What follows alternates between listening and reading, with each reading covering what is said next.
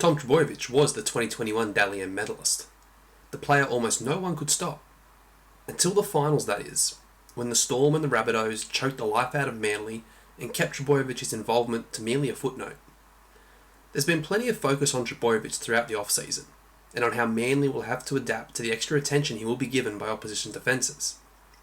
Well, in round 1, there wasn't much change to their attacking structure, and the Panthers easily accounted for most of what was thrown their way.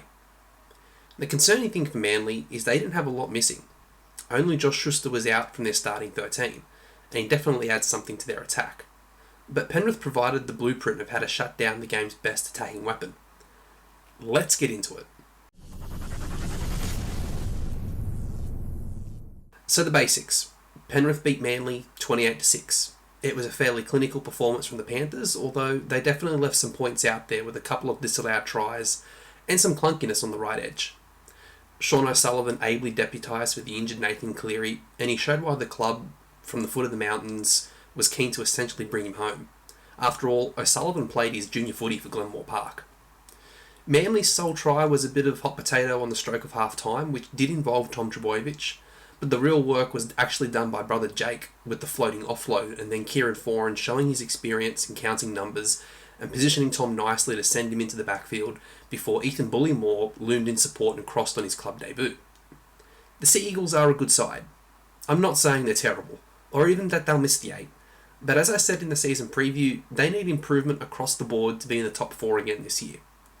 And this is when we start getting into the meat and potatoes of this video. To stop Turbo, you really have to target his supporting cast, limiting field position and presenting him with little opportunity to exploit space and in the defensive line. On Friday night, the Sea Eagles managed to play just 27% of the game in Penrith's half.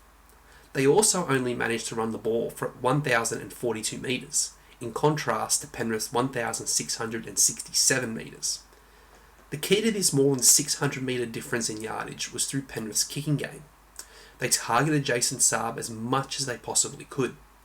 The lanky winger managed a very meek 48 metres from 11 runs. He made -3 post-contact metres, and those stats are from Fox Sports Lab. Last season, he averaged 108 metres per game. Let's take a look at where Saab was fielding the ball. Penrith were basically burying him in his corner throughout the game. Their kick chase was excellent, and they didn't allow Saab any room once he caught that ball. Now, kick returns weren't something Saab was notably good at last year. He averaged 8.8 metres per run in 2021, as opposed to the 13 metres per return that his wing partner Ruben Garrick managed. The Panthers obviously targeted what they saw as a weak link on that side of the field. They also had the benefit of 2 left-footed kickers. A left-footed kicker can stand on the left side of the ruck and kick into the opposition's right corner while protecting their kicking leg from the inside pressure.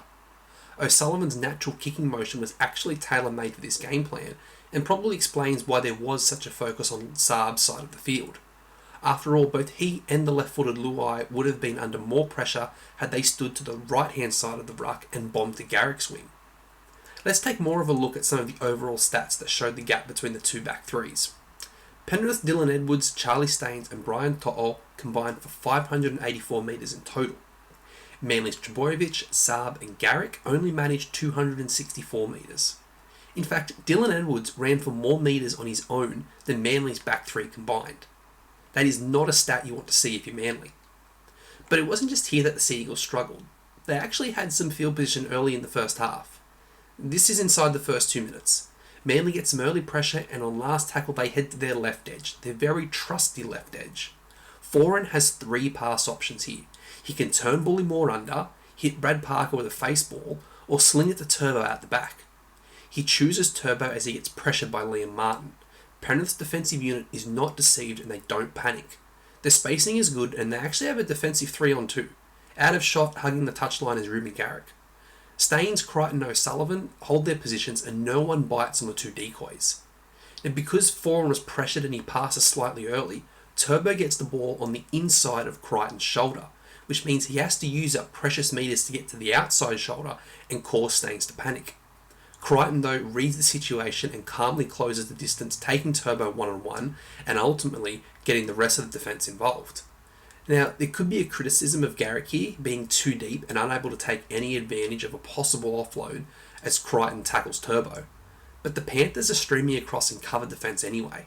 Martin and O'Sullivan are backing up Crichton on the inside, with Edwards looping around the back. 3 of them end up making the tackle, and there never looked like being a chance of the right edge defence opening up. Staying with Manly's attack, and Trbojevic is very much a left edge player. While he does drift around the field a fair bit, when it comes to set plays, he's often popping up on the left edge a lot more than the right edge. On Friday night, he didn't appear in an attacking raid on the right edge until the 61st minute. So let's go to that play. And this, well, it's not a good play. Unlike their second minute left edge play, there is only one option available for Jake Trbojevic. No one is running an inside ball option. Hamole Olakawatu is running a poor excuse for a decoy. His hands aren't even up, and he's not selling it to anyone. Turbo may as well be wearing a high-vis vest and holding a sign like Wile E. Coyote that says, "Yikes." Everyone on the field knows who is getting the ball, and Turbo pays the price. He may be a rookie, but Isaac Targo timed his tackle to perfection and rattled the ball loose in a fantastic tackle. So jumping forward a couple more minutes to the 66th, and here Manly tries a simple outside-inside ball. This is something you generally try when you have forward momentum, maybe only one marker, and with a retreating defensive line. The moment Croker picks up the ball, Penrith's defence is set. They have 2 onside markers in Isa Yeo and James Fisher-Harris. Turbo is sniffing around the ruck and Foran calls the play.